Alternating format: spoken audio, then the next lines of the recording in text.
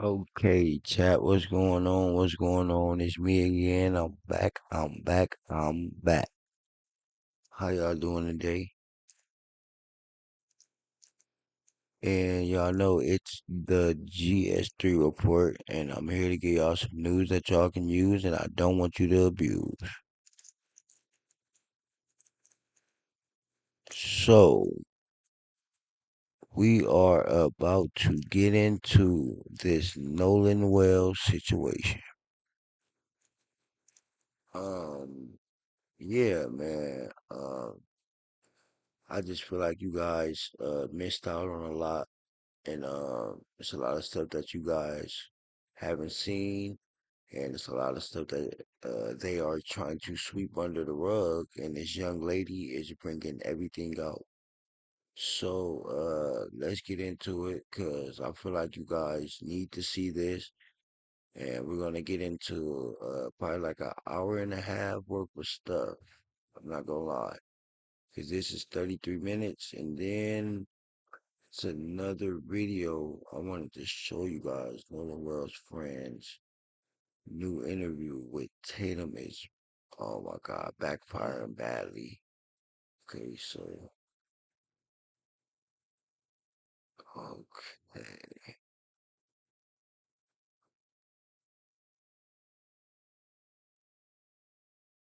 gotta do the 33 minutes. Okay, so it's a 33-minute one. Yeah, Nolan World's friends lawyers panic. Yes, I want you guys to see that. I posted that already though, so you guys really don't have to see that. And then it's the another huge mistake. Okay, bam. Okay, so these are the ones that I need you guys to see. Okay, I need you guys to see these. Okay,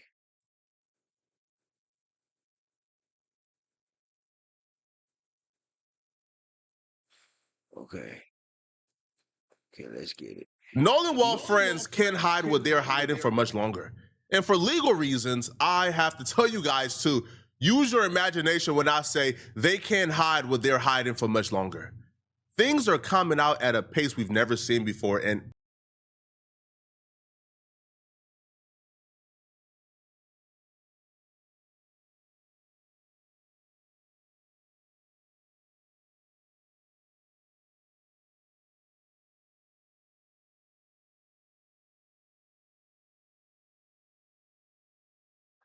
It's the GS3 report, and we're about to get into this great content by Poetic Flacco.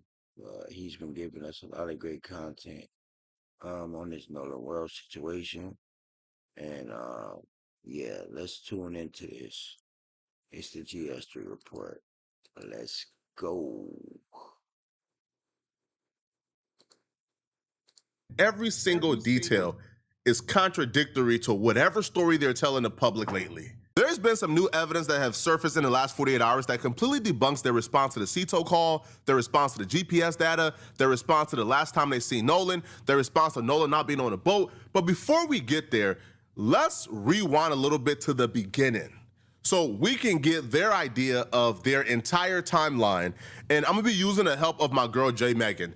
Now, this is the Shout out to Jay Megan. Shout out Poetic Flacco for going to find Jay Megan because I love the content she got. And I have to go follow her on TikTok because she's dropping all her content on TikTok and she has a lot of great content. Shout out Jay Megan. complete timeline of what they're saying took place.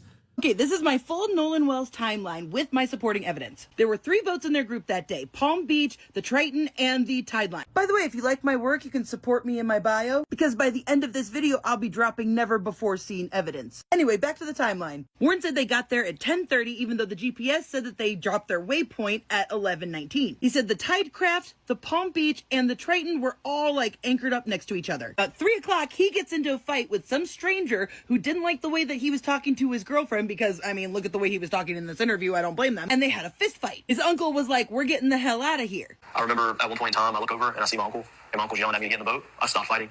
as soon as me and him made eye contact, I got an uncle. I got in the boat. Then Warren says that his brother was also involved in the same fight. He'll come up to me and say, hey, your brother just got in a fight.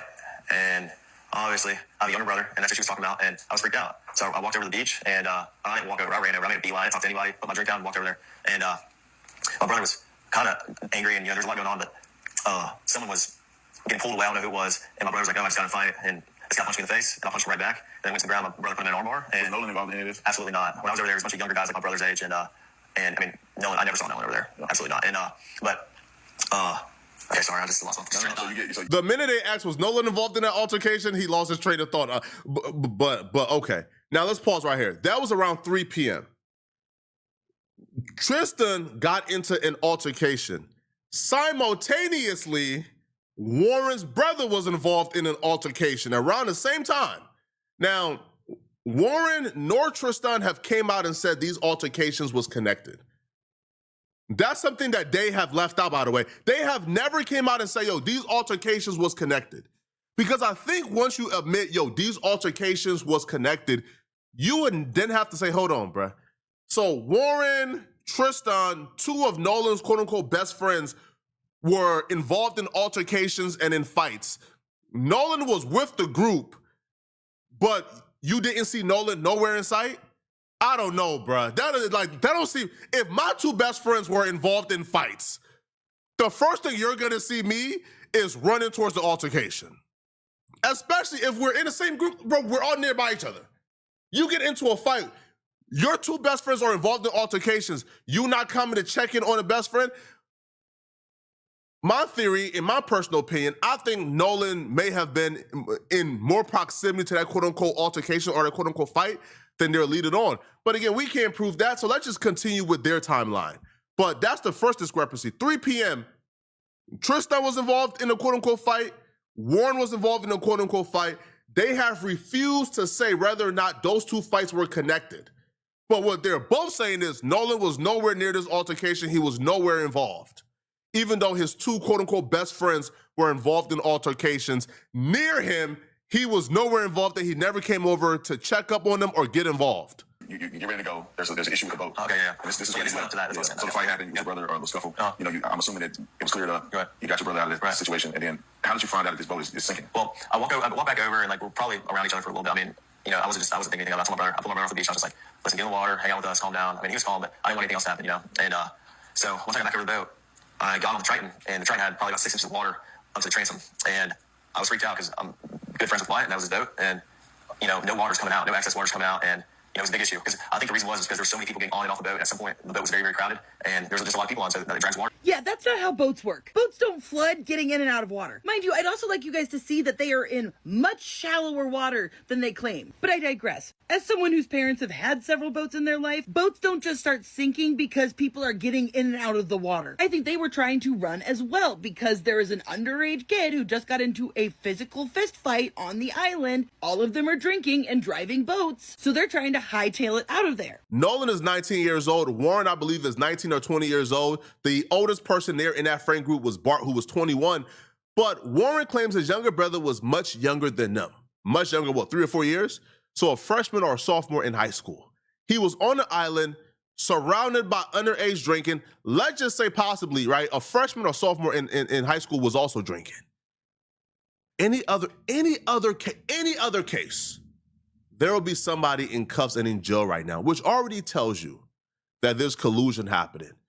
Powerful people in that city is connected. This is a really small town. And these kids' parents are judges or doctors in this really small town.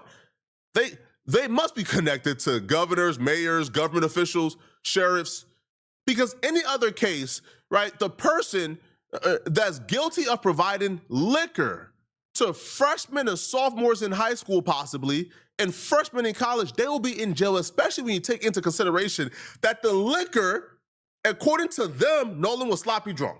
Now, Nolan's mom says she don't believe it, but they said he was sloppy drunk. So according to them, Nolan was sloppy drunk, and that may have contributed to him drowning. In the other case, the person who provided, right, liquor would at the very least be charged with delinquency of a minor. At the very least. At the most, probably manslaughter, right? Because your actions contribute to the death of somebody else. No charges have been brought. But I digress. Let's get back to the timeline. 3 p.m. was when the altercation with Tristan and the altercation with Warren and his brother took place. Nolan, according to them, was not involved in the altercation whatsoever. He was nowhere around. But somehow, 3 p.m., when they said after the fight, they hauled butt back to the boat to get him out of there. That's when they last saw Nolan, they said, at 3 p.m. So Nolan was close enough to where in a rush to get back, y'all see Nolan, but Nolan was not close enough to come to the rescue of his two best friends involved in fistfights and physical altercations. Okay, that's strange.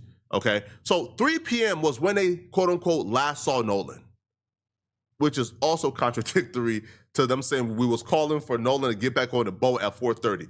But let's continue with the timeline. Now, Warren goes into so much detail that he accidentally explains what really happened, but not in the way that he was saying it. I think over time we were out there for a couple hours. The boat just started filling up with water. So I popped the starboard side hatch, and the battery was completely underwater. And so the motor wouldn't trim down.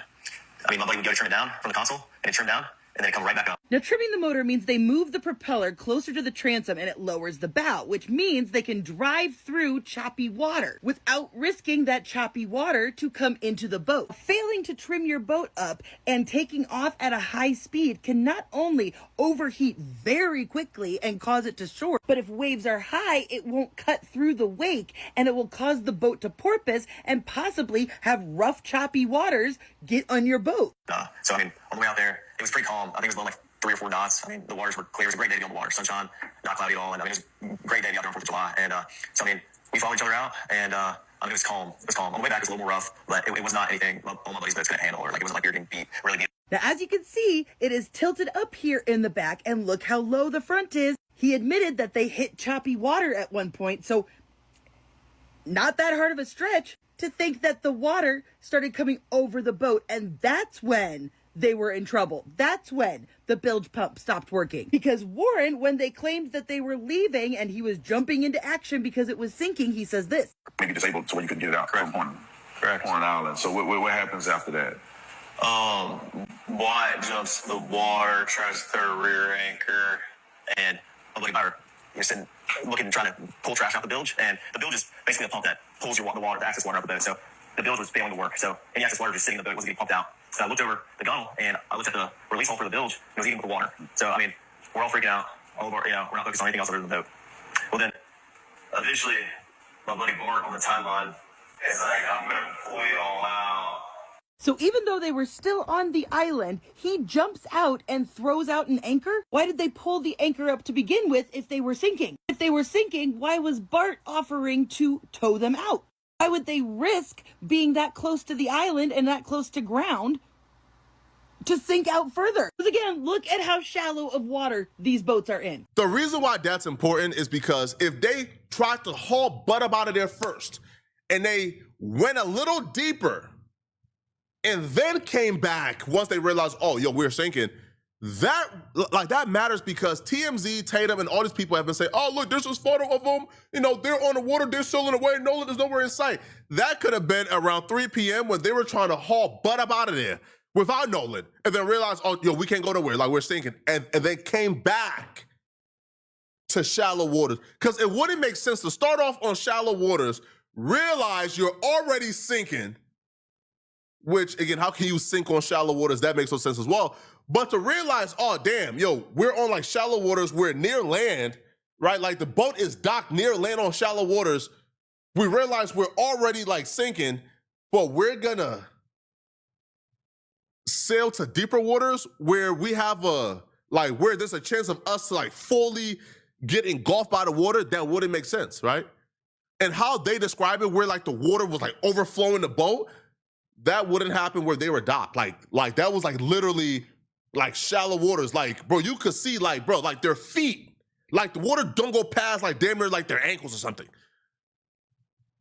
So that photo could be undermined if they were trying to haul butt up out of there at 3 without Nolan, came back once they realized they can't, and then spent another hour and 30 minutes trying to fix this boat problem. And the only reason why that's important is because the narrative has now been, I mean, y'all seen the picture. There's no chance, impossible. that all these theories y'all are putting out there is true. Well, when you look at things like this, you can't rule out the possibility the boat may have came back within an hour and 30 minutes. Nolan may have been killed. Or Nolan may have been on the boat when they sealed off. Because the picture could very well have been from the first time they tried to get on deep waters. Because you wouldn't do that in the reverse. Now, we're not saying they did anything. I'm not saying they did anything wrong. I'm just saying you can't rule it out. You can't do these interviews and say, it's impossible. These people are only questioning us for ulterior motives. It's impossible. No, it's very possible. And these are things Tatum, who has been the sole interviewer so far, has refused to dive deep on. But let's get back to the timeline. What I suspect is that everybody just hauled ass and left, but because the trim was not going down, it overheated, that stalled out, then the crashing waves were freaking everybody out. But even Warren couldn't keep his story straight or his timeline straight because then listen. All of our, we're not focused on anything else other than the boat. Well then, eventually, my buddy Bart on the timeline is like, I'm gonna pull you all out. So we're around all this, all this chaos. We left at 4:30 and there were still just as many people there, if not more, than when we got there. I mean, probably around the same amount. It was crazy. Like, there was a lot of people enough. I mean, eventually, Bart pulls us out. We left at 4:30, but we really weren't pulled out away from everybody. We were probably about a quarter mile out. So he says it right there, that Bart pulls them out, they leave at 4:30. And you may be thinking, well, he pulled them after, he towed them after, but... Out. We left at 4:30, but we really weren't pulled out away from everybody. We were probably about a quarter mile out, and we had the towing strap pulled from, Bart's port side cleat, or starboard side cleat, and he was on our starboard side bow. And so he was rubbing on his power pole. So Bart turned around, pulled up next to our boat, and we were just trying to get situated. So that's when Y called Cito.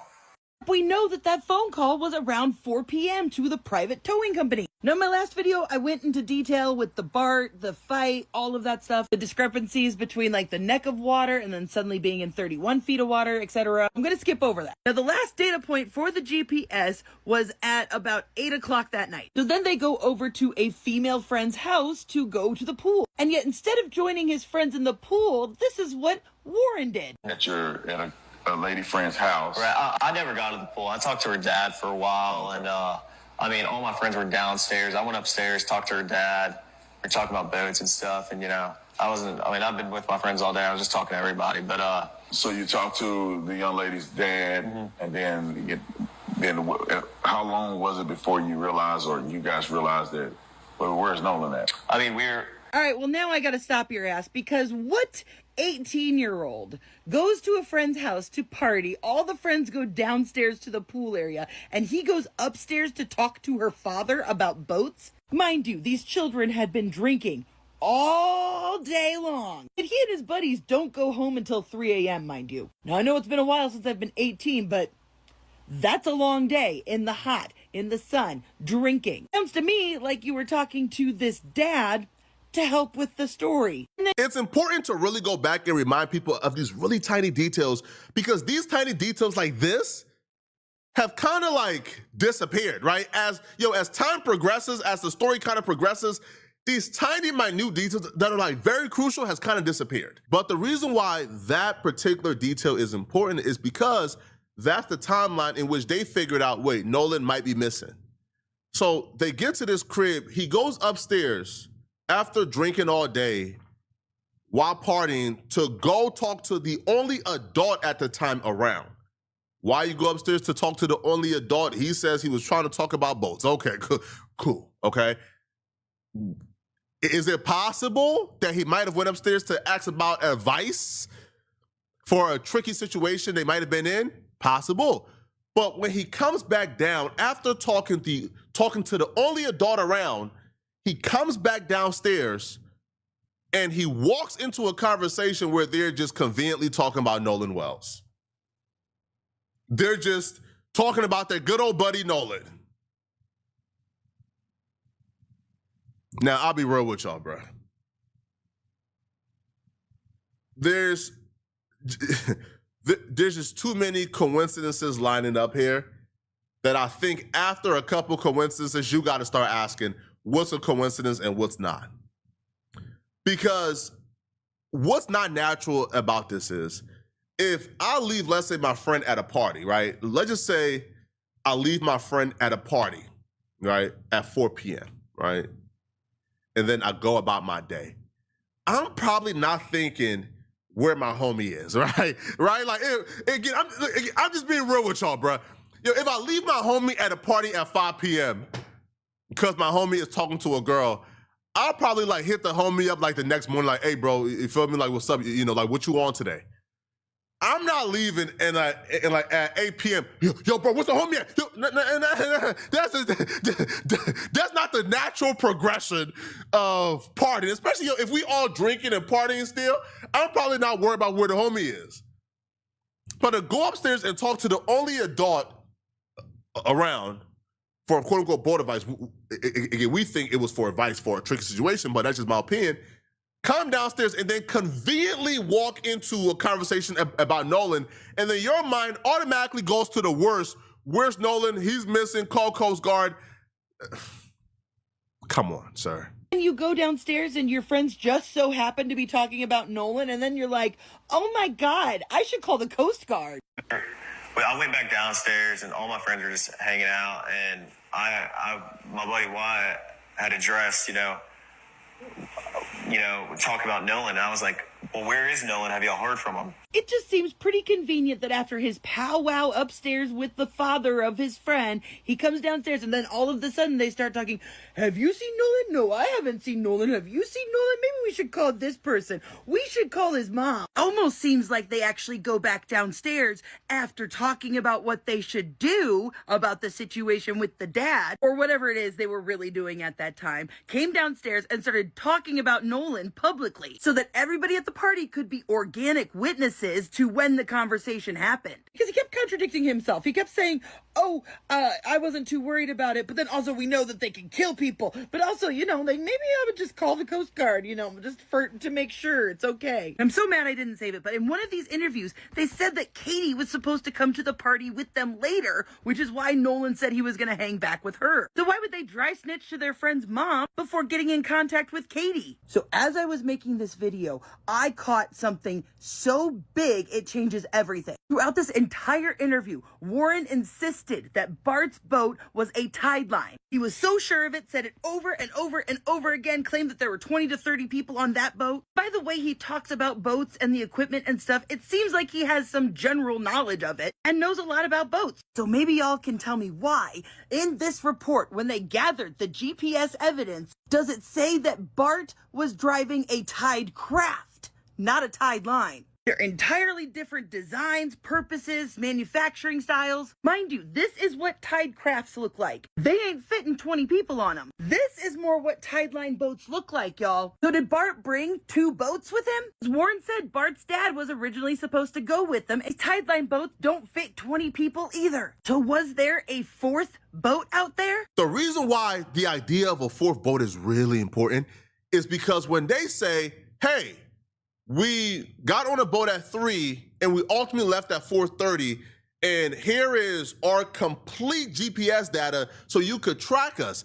That right there, the GPS data, has been the only verifiable evidence of their movements. So when they say, this is when we left, this is when we hopped on, this is where we went, the GPS data has been the only empirical evidence we have to say, okay, yeah, we take their word for it. This is when they left. This is when they came. This is everything.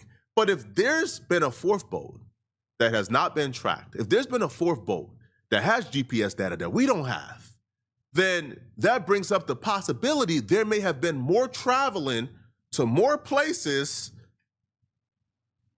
and more activities that we don't know about. That's why that 4th boat is important. And guess what? Jay Megan uncovered more evidence there may have been a 4th boat. And again, it's really important because the GPS data from the boat they are talking about is the only way they've been able to say, here's our movements, here's where we went, here is how you track us in our activities. If there was a 4th boat that's being hidden, that's not being discussed, that's not being tracked, then there have been activities, there's been movements that we don't know about. And we must have all the information. And if information is being hidden purposefully, that's a reason for us to pause. I'm not saying they did anything wrong. I'm just saying there are possibilities. There are things we're not being told. Not only have I found more evidence of a fourth boat, not only have I found a lie in their timeline, but I have also discovered a deep political connection, not only to a former governor of Mississippi, but to Turning Point USA. So first off, this picture has surfaced in which it's clearly the group of boats a little bit further out in the water all together. Now here's what is supposedly Bart's boat. We can see the Garmin on top. We can confirm this black boat from this other picture. We can see Wyatt's Triton right here, and we can confirm that by the motor. As you can see right here, has that black stripe on the white motor. Now in between the two boats is the Palm Beach. You can clearly see it labeled, and it's got that stripe, right? As you can see, the stripe is there. And yet there's this design right here and no Palm Beach. And you may be like, Jay, that doesn't prove that it's a different boat. Maybe we just can't see it, even though it should be right there according to this picture. But if you look in this video, you can see that there is a black propeller right there. See black propeller, and you can very clearly see the Palm Beach right there on the side. And if you look really carefully in this photo, you can see right there a black propeller. There's another boat on the other side of these three boats. And given the lack of the name on the boat and the black propeller, I'm going to assume the Palm Beach is on the other side, which means there's 4 boats right here. Then I rewatched Warren's interview. And I woke up at my buddy's house, and we went to McDonald's, got food. Nolan was not with me, and I went and got breakfast. I had my buddy's boat hooked up to my truck, and well, first I ran to my house, then I went to McDonald's and came back, and the boat was already hooked up to my truck. My buddy Wyatt and I went, and with my buddies, and we went, filled the top of the boat off, loaded it down with ice, and just got everything ready. Then Wyatt went and put his smaller boat in the water, which is the Palm Beach. He's 18-foot Palm Beach, and I drove the boat from 4 Bayou Boat Launch to my buddy's grandparents' house, and that's where we all planned to meet up that day. So Wyatt had his buddy's boat already hooked up to the back of his truck. He said he and Wyatt and his other buddy went and got ice and filled up the boats. And Wyatt went and put the Palm Beach, his smaller boat. Look how good this young lady put this together. Are you guys paying attention? I need you guys to pay attention because she's putting all the facts together, and she's about to show you how this young man was unalive. She's gonna show you how this young man was unalive. So pay attention, you guys. I need you guys to pay attention. Into the water. And we know that there was a second boat, the Triton, that was driven by Wyatt. Wyatt had 2 boats in the water. Who was driving his other boat? We don't know the patterns of that particular boat. We don't know the GPS data. We don't know where it went. We don't know who was driving it. But we're trying to figure out who was driving Wyatt's other boat. Let's go to the Cito call. Now, this is completely speculatory. This is just my opinion, speculatory, okay? When Wyatt was on the phone with Cito, somebody else was also on the phone with Cito at the same time. That person's phone call has not been released yet. There's been no transcripts for it. Nobody have heard the phone call, but it was Wyatt's grandfather. Wyatt's grandfather was the one who told Cito, oh yeah, y'all shouldn't come anymore. Don't call Coast Guard. No, don't call Coast Guard.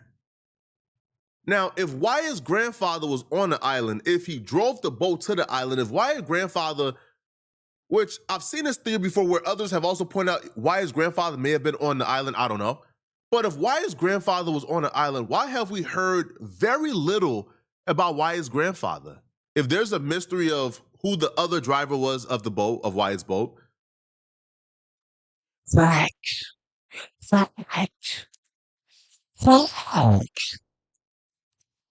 Why was the grandfather on the phone at the same time that Wyatt was, telling them not to bring Cito and not to bring the Coast Guard? Why was the grandfather even involved in this at all?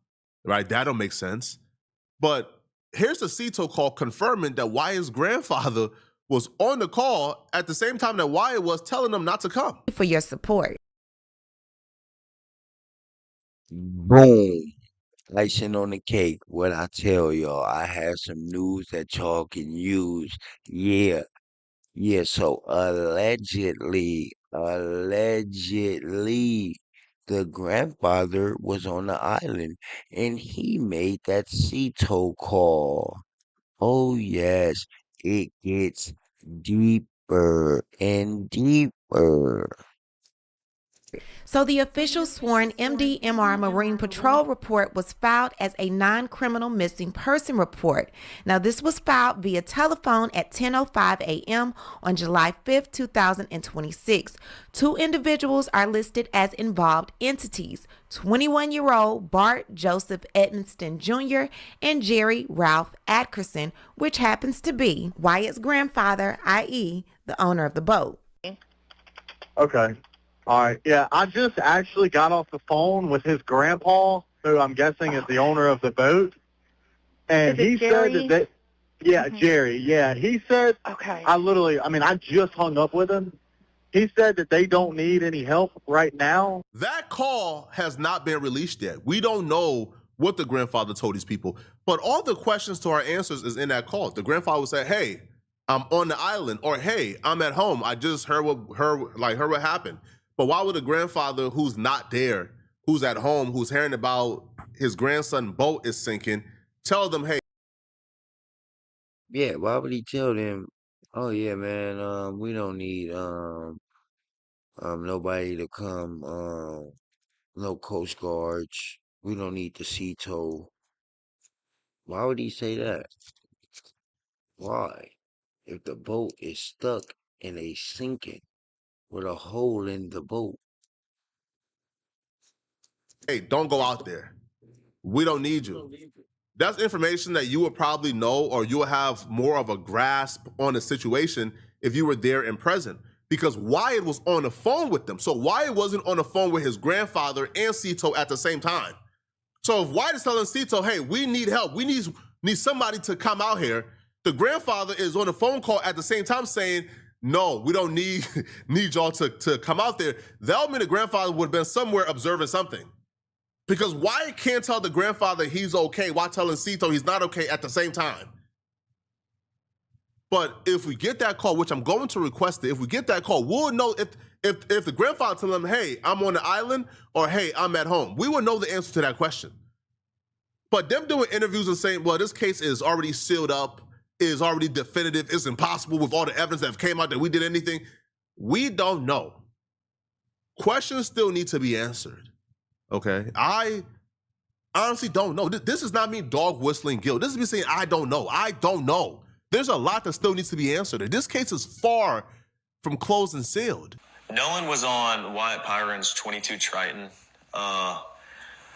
On the way out, I went with my buddy Bart because we had a lot of friends from college coming down, and I called Bart that morning. I was like, "Hey man, can you take your boat out?" And he was like, "Yeah, well, my dad's decided not to go, and I'll take the boat and I'll take you and your friends." Of course, I mean, he's a buddy of mine. And so Bart pulled up at the dock, and I mean, I rode out there with Bart and a lot of the girls that go to college with my friends and I, and Nolan rode out on the Triton, and then we had a Palm Beach, 18 Palm Beach. There was 4 guys on that. There was like 8 people on the Triton, and then there was 8 or 9 people on the Triton, and then there was the rest of the group, which was probably ranged from maybe 10 to 15 or 16 people. Now, wait a minute. So Warren already had a boat hooked up when he woke up that morning. I'm assuming that had to be the Triton that was hooked up, right? Then he said that Wyatt went and put his smaller boat, the Palm Beach, into the water. Then Warren said that he was the one who drove the Palm Beach to their friend's dock. Assuming that Wyatt drove the Triton to the dock and Bart drove his own boat to that dock, who drove the Palm Beach out to the water then? Because he said that he got a ride in with Bart, even though at one point during the interview he said all of his stuff was on the Palm Beach. So it sounds to me like Warren was the one driving the Palm Beach. I'm also like, what parent would let their kid, who's obviously going off to party, take 2 of their boats and let their drunk friends drive? Like, it isn't making sense to me. I mean, maybe these parents are just shitty parents and irresponsible. Then he also said that he contacted Bart that morning to see if he could come, and Bart was like, "Yeah, I can give all your friends a ride, blah, blah, blah." According to him, there were 10-ish people, 15 people on that boat. So where were those people originally supposed to ride in on? They'd been planning it for weeks. They were excited about it.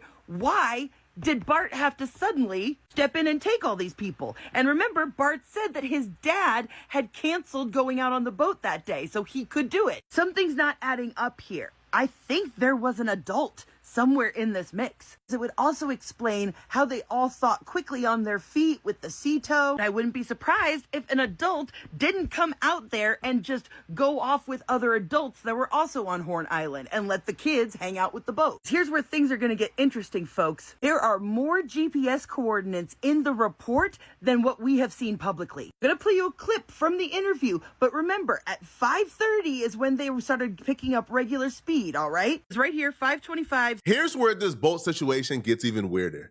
When Warren did his interview with Officer Tatum, Warren said, as you heard earlier in this video, but I will remind you, that the last time he seen Nolan, Nolan was with Katie, right? He had Katie in his arms. They was having personal time.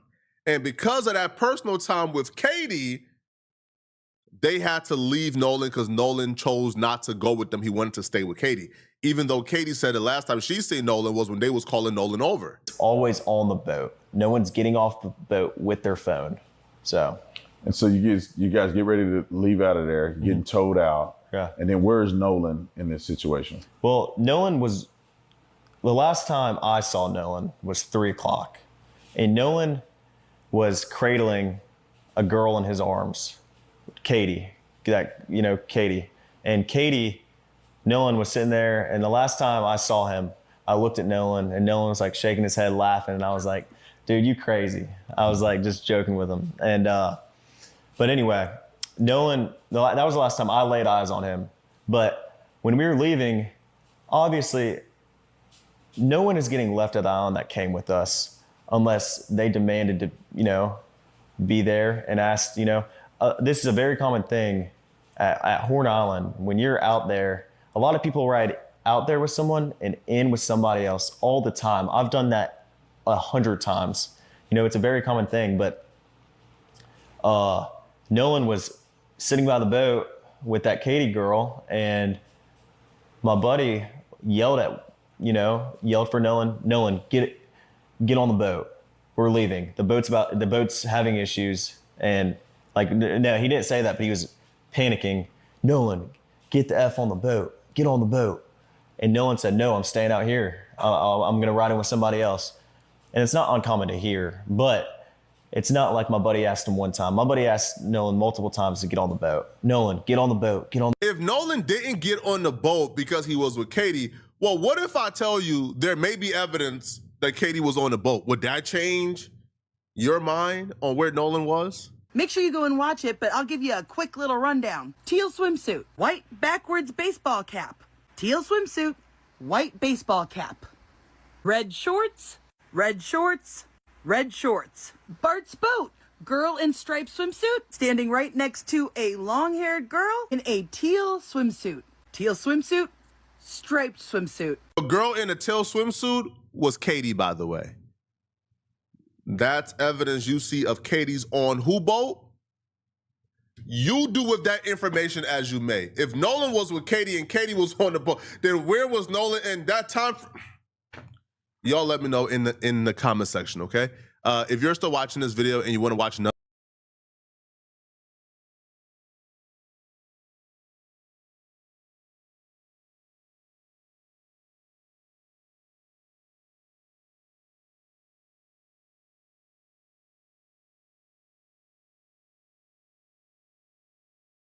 And we not done yet.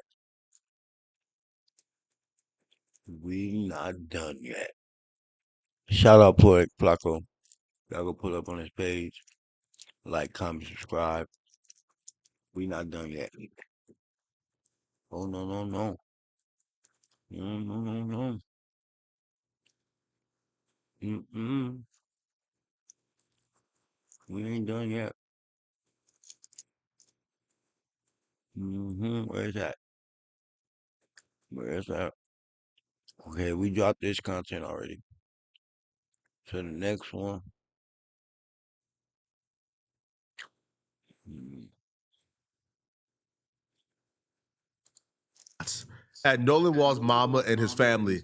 And I don't think a lot of people caught it. Tatum Tatum is literally walking these people into a trick bag each and every interview. So Tatum been telling this weird lie for a couple of weeks now that Nolan Wells' family is planning on suing his friends, right? Like, that's a lie that Tatum started, and that's a lie that he has been repeating for a while now, that Nolan Wells' mama and his family is planning on suing Nolan Wells' friends for money. Now, that has never been discussed. That has never been put out there. What actually happened was, Benjamin Crump and others have notified they are filing lawsuits with the social media companies so they can get records from everyone. They're not suing the boys for anything. They are filing lawsuits towards the social media companies. So, like, Tatum has been lying about this deliberately. I think they have a checklist of this will get you the most money. Why are you suing kids with no evidence that anything happened?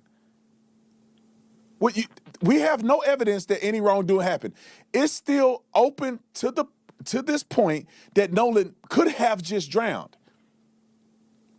But when you're looking for a paycheck and you're not looking for justice, these are the things that you do. On the day of his funeral, this document came out. The day of his funeral, they filed to establish an estate in his name. Why would they do that? I was told they do that so they can then sue for wrongful death. Why at the day of his funeral are you trying to do this? The boy can't even be put to rest. This is the thing that bothers me because Tatum's proof that Nolan Wells' family is suing his friends for wrongful death is because his mama filed for his estate to be established. This dude is unhinged. All of this is unnecessary, isn't it?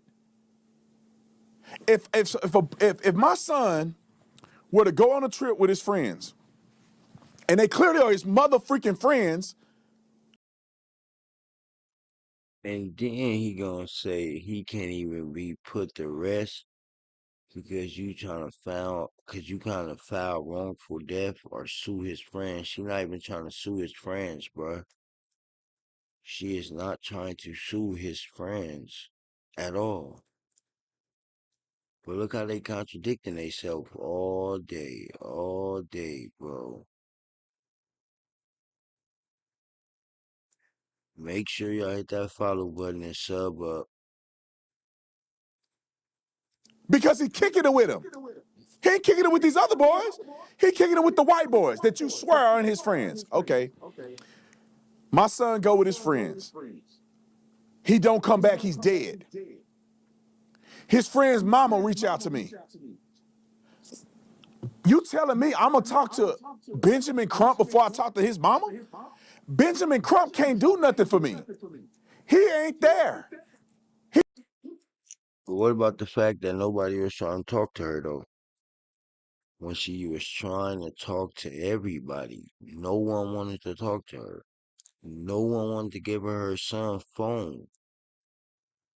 She dang near had to give up a fight to get her son's phone back that she bought. And then it had everything deleted out of his phone. So what is that saying?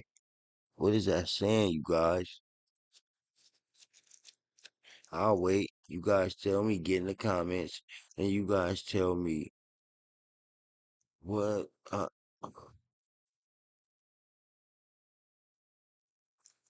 man,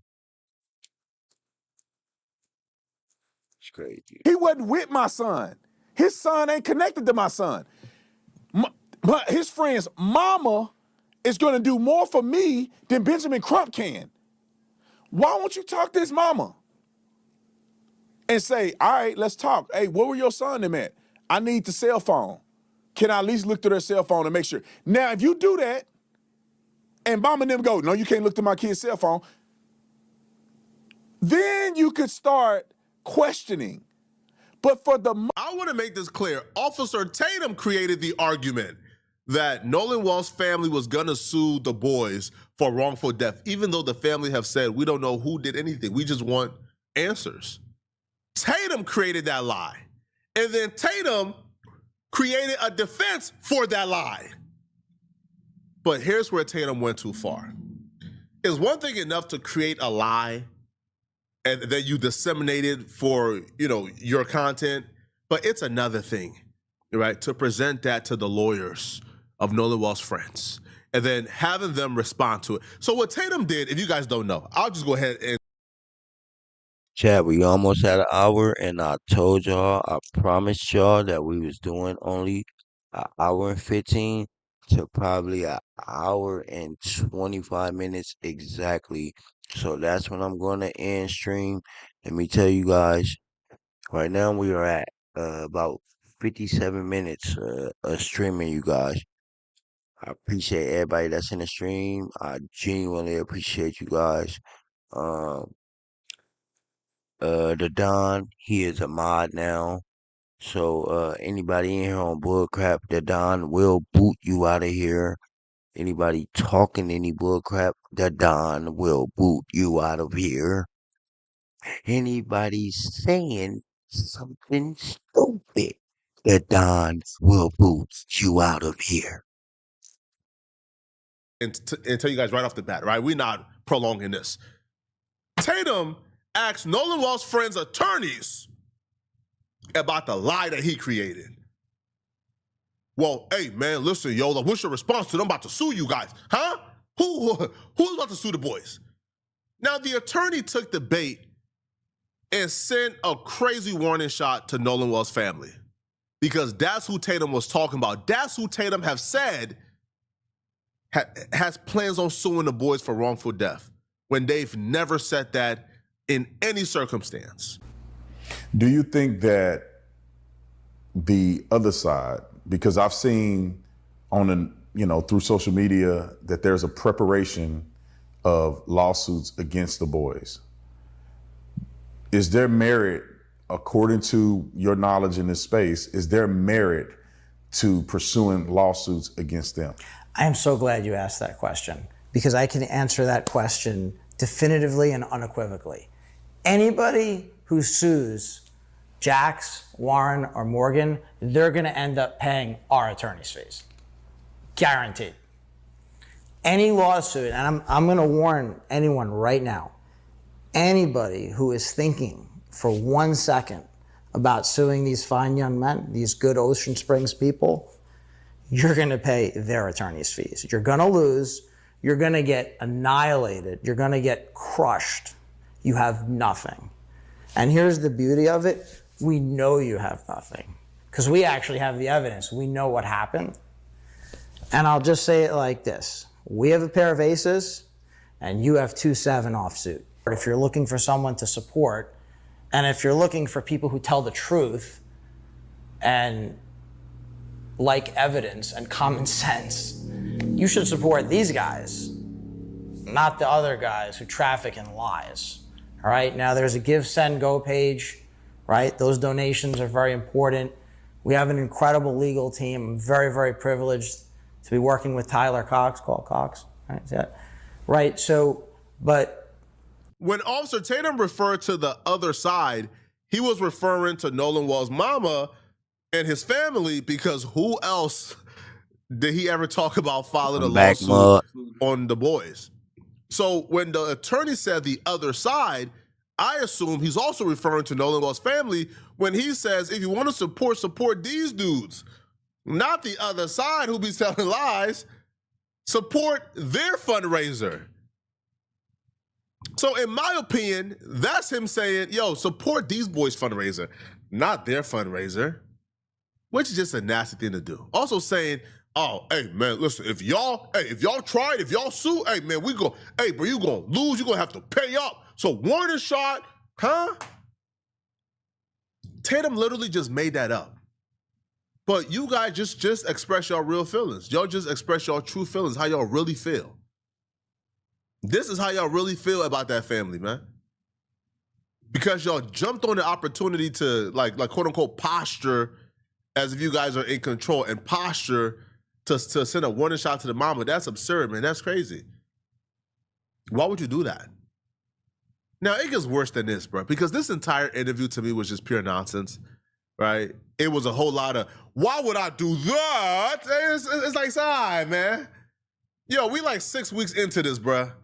At this point, if you don't got nothing concrete, like nothing beyond a reasonable doubt, nothing, what everybody is, if you don't got nothing in 4K, indisputable, then stop talking to us, man. Wait till the investigation play out. We don't want to hear you out no more, man. But this entire interview was, why would I do that? They even had the nerve to claim that the attacks on them is due to racism. So Ed, I got one question for you, because the way you guys articulate the defamation, obviously, if someone puts out online lies, knowingly and intentionally do them, knowing that they're lies, in part, that's a part of the defamation. But is the racial component, because when someone goes out and says things without evidence, projecting that this was a racial encounter, is that a part of this defamation, or does that not count as far as your tactics on defending them or defending their honor, I guess, in this situation? Well, one thing that we're never going to do is we're never going to speculate, and we're never going to guess like some other folks who got their sugar highs and are sucking up all the oxygen in the room for now, and they'll have their day in court. But we can talk about what might motivate people. And I won't talk about any particular people because I am not inside their head right now. But I can tell you that racism for profit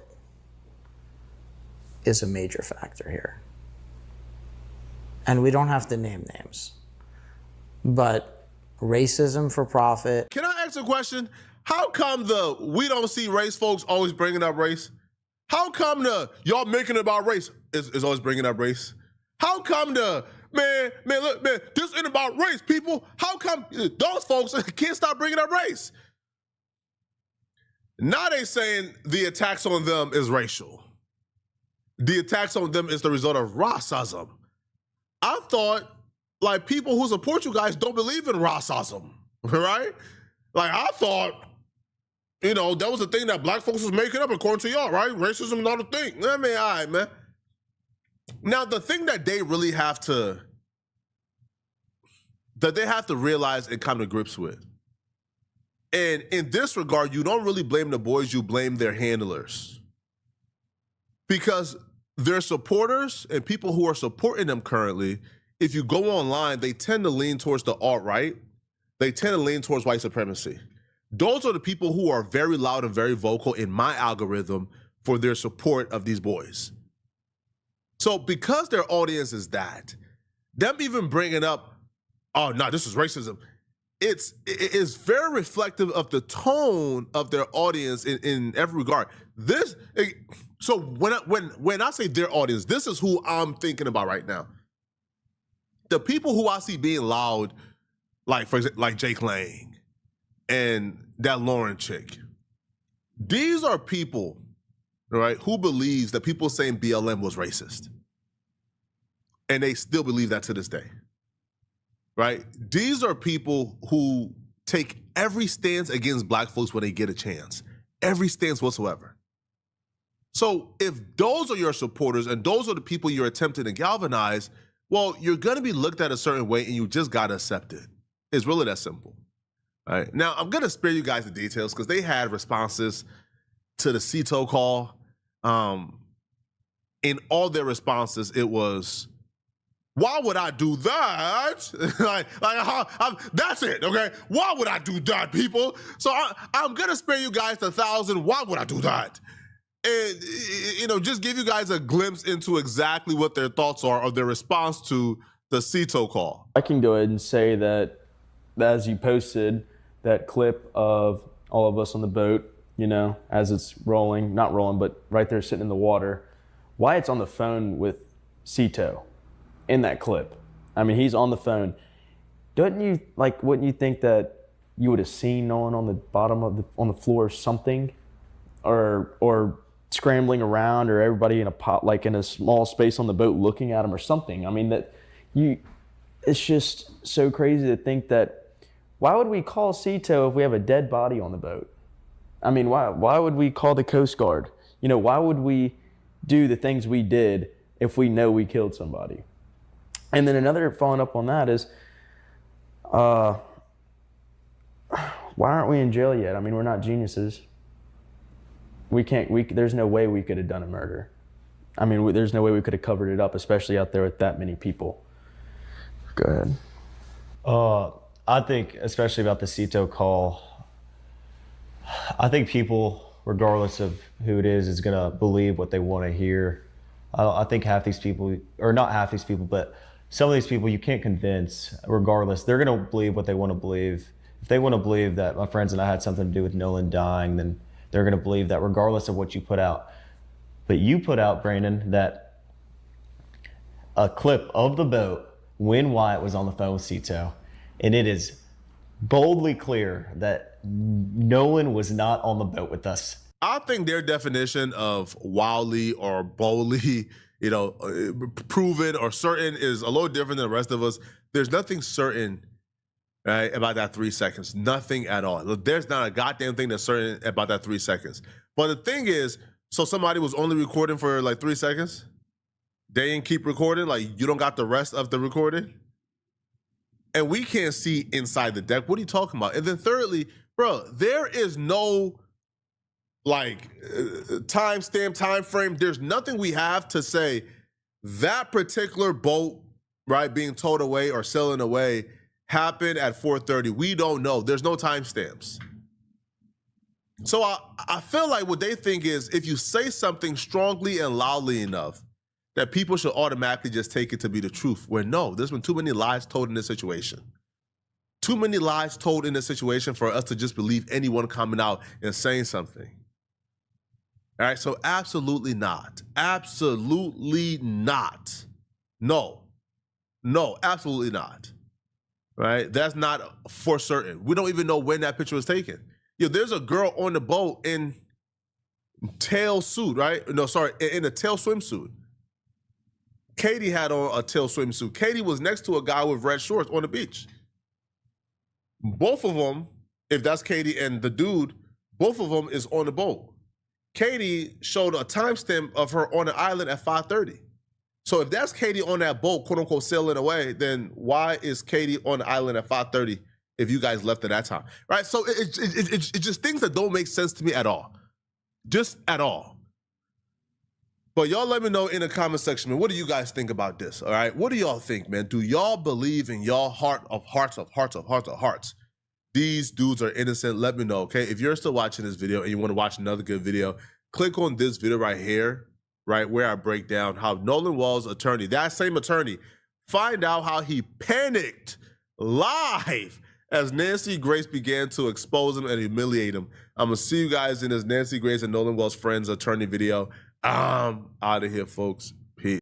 Nancy Grace just humiliated the attorneys of Nolan Wall's fake friends live on her show for everybody to see. Had them stuck, had them stuttering, had them confused. And these are attorneys. Now, I want to point out something very peculiar that I found very interesting.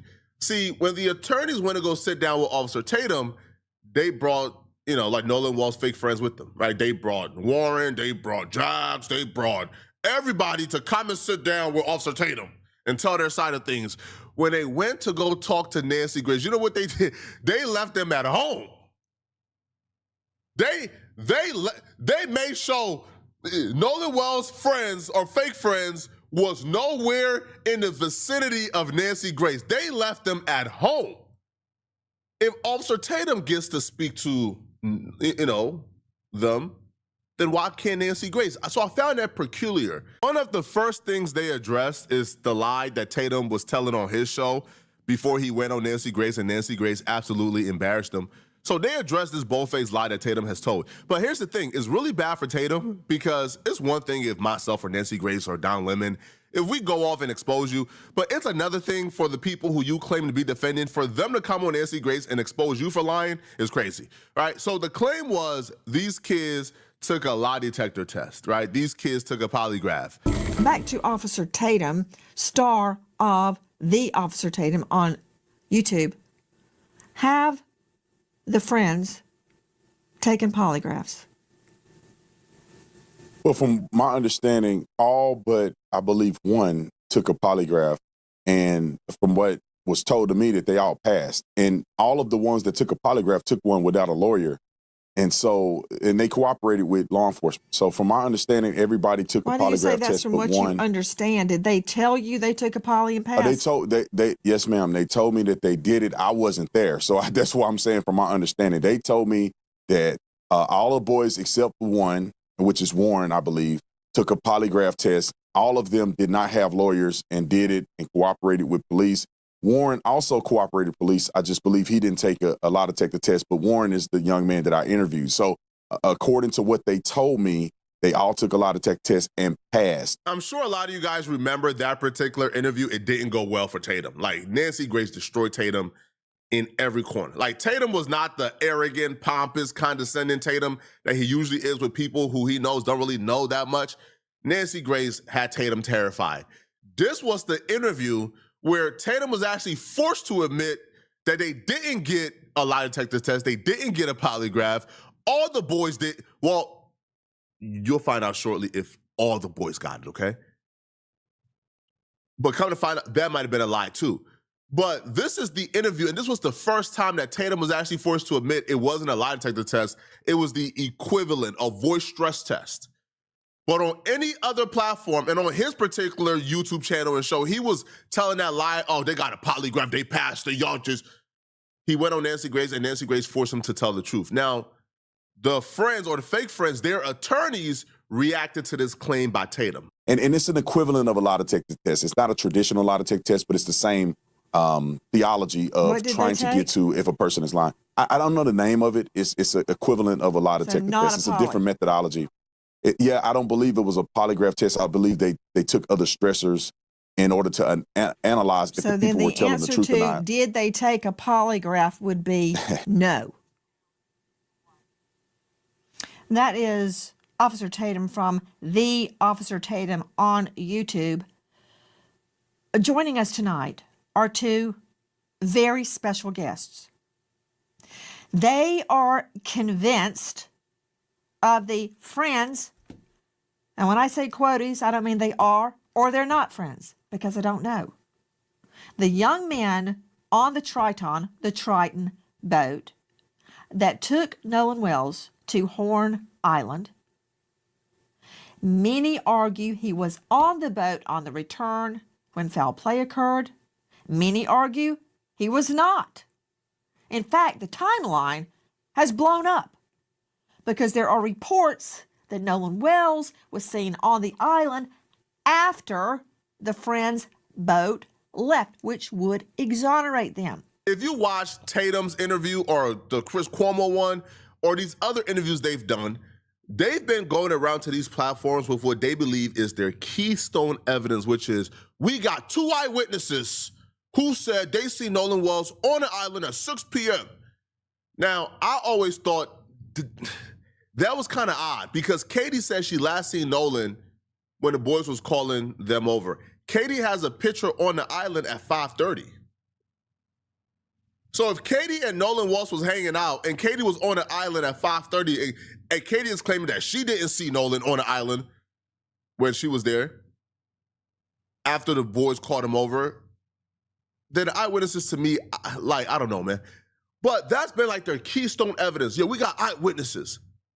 Nancy Grace does a really great job at taking something that they believe is concrete, is their smoking gun, and she made this so ineffective within a span of like 10 minutes. Joining us tonight, Tyler Cox, the lawyer for several of the young men, with the law firm Taylor and Cox, him being the Cox.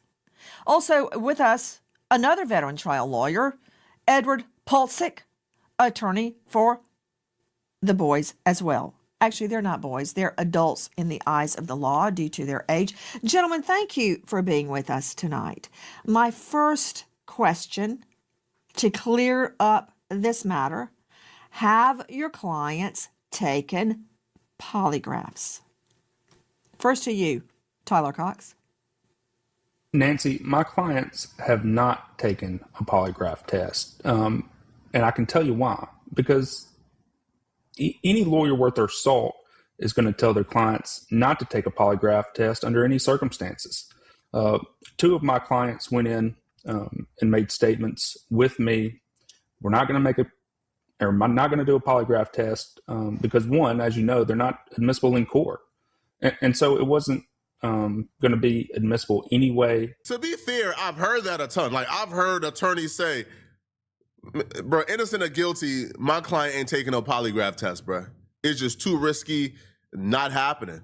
But ain't a polygraph test like 99% like accurate? I'm not sure, right? But so I've heard attorneys say this, so I'm not saying this is just exclusive to, I've heard of attorneys say this before. This is not brand new. But here's the strange part about this. Attorneys who don't allow their clients to take polygraph tests, they don't also allow their clients to take the equivalents to polygraphs lie detector tests, right? So if you would allow your clients to go in and take probably an easier version of the polygraph, an easier version of the lie detector test, an easier version is probably easier to pass. If you would allow them to take the easier version, like the voice stress test, if you would allow them to take the voice stress test, then why wouldn't you have allowed them to take the polygraph? Because lawyers or attorneys who are absolutely against polygraphs, they are also against less versions of the polygraphs. But if you're saying your clients took the voice stress test, but the polygraph is where you drew the line there, come on, son. Like, we not supposed to think that's sketchy?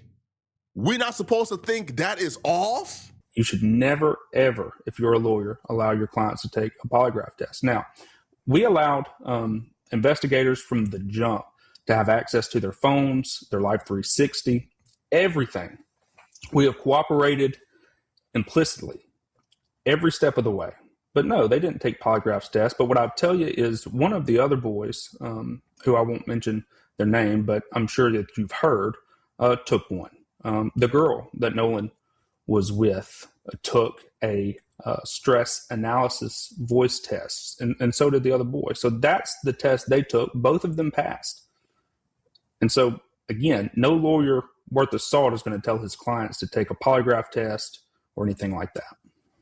Okay, that's big, and that's very important. So let's slow it down for a second. Now, Tatum lied. That right there is a confirmation that Tatum lied. Tatum says all the boys took it. He's representing Warren, Jax, and Morgan. Warren, Jax, and Morgan, the friends who were supposedly on the boat, they didn't take the polygraph nor the voice stress test according to this dude right here, right? One other boy took the voice stress test, and then Katie, he says, took the polygraph. So Katie, the girl they're saying was with Nolan last, she took the polygraph, and in her polygraph, well, not in her polygraph, but her story was the last time I seen Nolan was when they was calling him over. Katie volunteered without an attorney because, again, Katie don't got Donald Trump's attorney. Katie don't got $200,000 from white supremacists. Katie do not have the resources they have. Katie says, bro, I got nothing to hide. She got up, took a polygraph without anybody being there to represent her, and she passed. But the grown men, because I'm done calling them boys, the grown men who says they've been lied on, they won't go ahead and sit down for it. Now, here's the thing. They're filing civil suits. Nolan Wells' family intend on filing civil suits as well. In civil court, as Nancy Grace is about to point out, because their thing is, well, they're not admissible in criminal court. Yeah, but if y'all are innocent, y'all not worried about criminal court, right? Y'all worried about these civil suits. Well, in civil court, if both sides agree, apparently in Mississippi and in some states, if both sides agree and they sign an agreement beforehand, the lie detector test, the polygraph, can be entered in as evidence in a civil suit, in civil court. So if you guys is filing lawsuits about, hey man, we innocent, and Nolan Wall's family is also filing certain lawsuits, I believe, then why wouldn't y'all take this polygraph? Both sides agree, yeah, let's sign, and we agree wholeheartedly. We would abide by the results of this polygraph, and y'all go ahead and sit down for it. Nancy Grace then pivots right? She pivots for a little bit, and you about to see, she's so cold with it. She's so cold with it. She looks at Donald Trump's attorney, the guy who was wearing the Call Cox hat, right? And she asks him a very simple question, a question that if you have nothing to hide is very simple. Here's what happened, here's what happened, here's what happened, right? She asked the dude, you are a powerhouse attorney. You are like Donald Trump's attorney. How did you get involved in this? How can these kids afford you? Now, the answer that's been suspected is the governor, the sheriff, some very high power people in Ocean Springs got this dude involved. But listen to his answer, and you tell me, would you trust these people? Would you trust these people after an answer like this? Edward Pulsick joining us in addition to Tyler Cox, both of them veteran trial lawyers. He is with Taylor Dykema. Edward, how did you get involved in this case? Well, I'd rather not talk about that. I could just tell you this. What? What's so confidential about how you got involved in this case? Oh, yeah. Hey, listen, a friend of a friend. That could have been simple. Now, he eventually tries to use the friend of a friend excuse. But no, it's much deeper than that, bro. It's much deeper. It had to have been somebody in a position of power. I wouldn't be surprised, man, if the governor called and said, hey, bro, listen, man. Hey, listen, man. Yo, the race issue here is becoming a problem, bro. We need somebody to step in to go after these people, man, because they making it too loud. I wouldn't be surprised if the sheriff who was investigating, hey, bro, we need you. The only reason you wouldn't want to say is because some very powerful people who are probably involved with this case hit you up to go on the defense of potential suspects,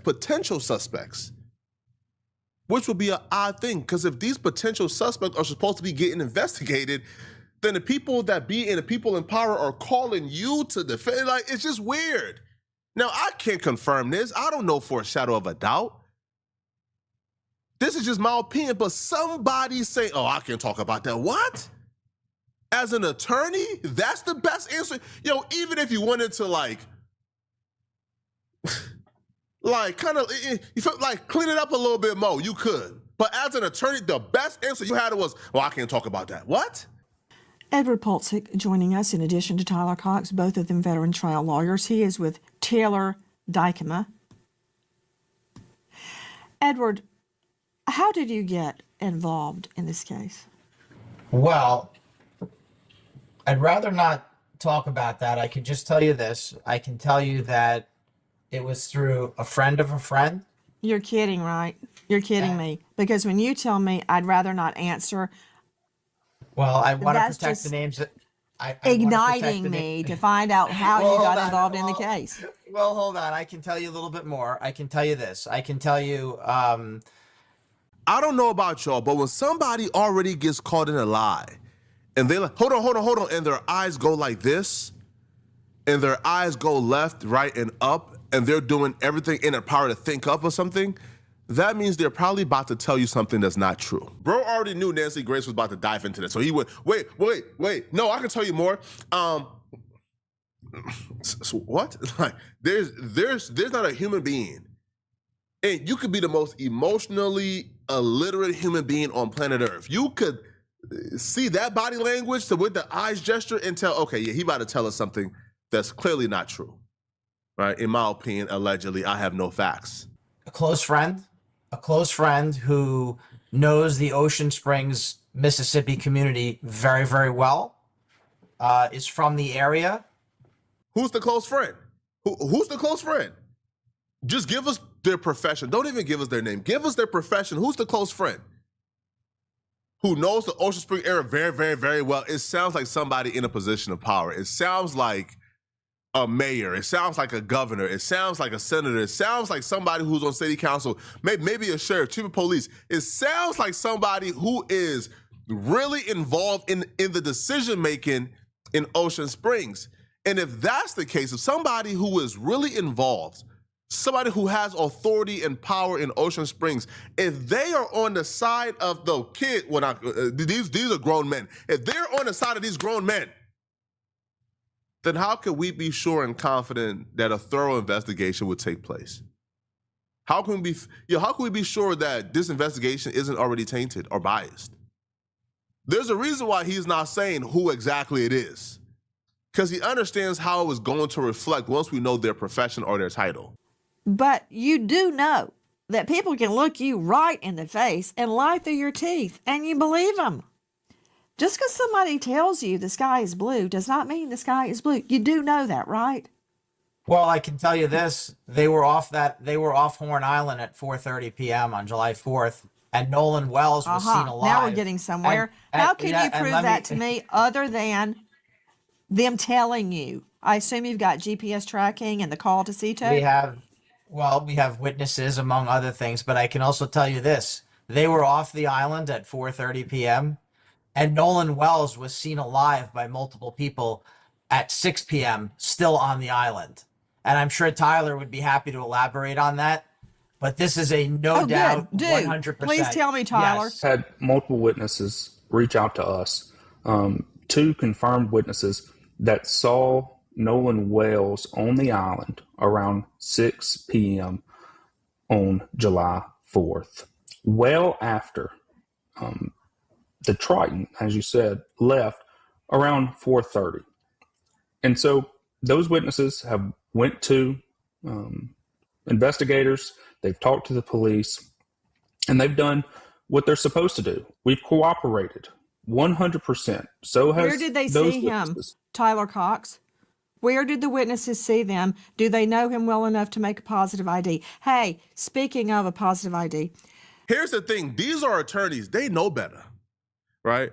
But they're able to get this off when they're talking to somebody like Officer Tatum, who's either ignorant or overzealous to believe them, right?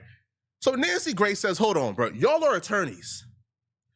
Y'all know the protocol when it comes to eyewitnesses. Like, y'all know the questions you got to ask and which questions disqualifies them from being credible. Did y'all propose those questions? And if you guys did not propose those questions, why are you guys so quick to believe them and take their word for it? So then she gave us a real life reenactment of how this is supposed to go, all right? She made the attorneys, well, not made them, right? She just effectively, right, by her arguments, put them in a hot seat. And she cross-examined them. And they absolutely unraveled, absolutely got humiliated. Here is Nancy Grace within probably like 30 or 40 seconds, completely debunking, right, the eyewitnesses see Nolan Wells, completely debunking, annihilating it, getting it out the paint. Mr. Polczyk, Mr. Cox, I know the two of you. I don't see both of them. There they are. The two of you have tried a lot of cases, as have I. To get in or attack an eyewitness, you, and it's in the code, the official code of Mississippi annotated.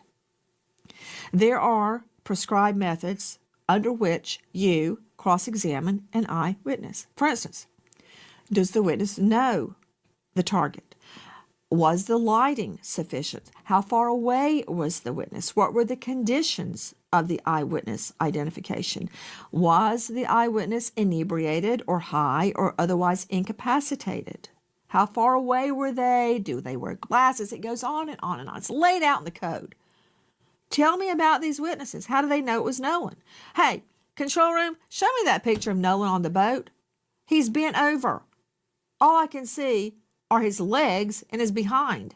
The only reason I think that's Nolan is because it matches his swimsuit. Did they see that? How can they identify Nolan? First to you, Tyler. Well, I'm not sure if the witnesses saw that picture that you just put on screen, but I can confirm to you that these witnesses know Nolan. They've known him for a long time. They were able to make a positive ID. And they told that to investigators. They told them that from the very start. Had they been drinking? That I do not know. How are they sure it was 6 o'clock? Look, I'm not saying you're wrong. I'm asking the questions I would ask in court. How do they know it was 6 o'clock? Did they go, oh, there's Nolan Wells at 6 p.m.? Well, I'm pretty sure, Nancy, they were aware of the time.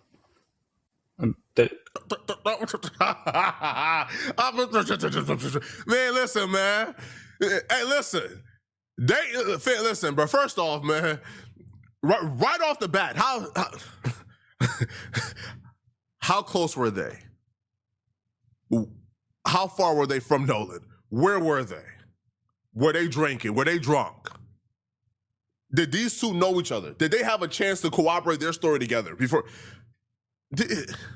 Like at this point, it's like, come on, bro. Now I see why those grown men ain't go on Nancy Grace. Now I see why the quote unquote friends ain't go on Nancy Grace too. Because if the lawyers were stumbling and fumbling and if the lawyers was having this hard of a time talking to Nancy Grace, can you imagine? Yo, bro, can you imagine Warren sitting through Nancy Grace cross-examination? And these questions shouldn't be this hard, bro. Like, my thing is, these lawyers understand and they know, right? They know, right, that the standard of proving an eyewitness credible, they know the standard, and they know the eyewitnesses that they have don't really meet that standard. But they're still parading the eyewitnesses out here as if they're credible because that's all they really have. Y'all let me know in the comment section, man, what y'all think about this, man. Do y'all feel like Nancy Grace got the best of them? Bro, she humiliated them. We're doing, by the way, a full reaction to this on live stream sometimes this week or this weekend, okay? But I'm going to see you guys in this next video if you're still watching. Right here is where I break down how Draco the Roller's father accidentally exposed DJ Mustard and the Blood's role in Draco.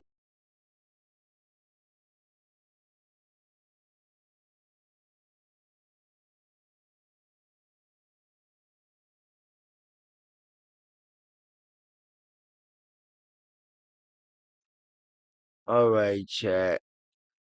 It's the GS3 report. Like, comment, subscribe, and we're going to keep good vibes, man. And as y'all can see, they have done Nolan Wells wrong, man. We don't know who did it. We don't know. It's still under investigation. Someone did Nolan Wells wrong. But you guys have a great, blessed morning. It's the GS3 report, man. I'm here to give you some news that you can use, and I don't want you to abuse, man.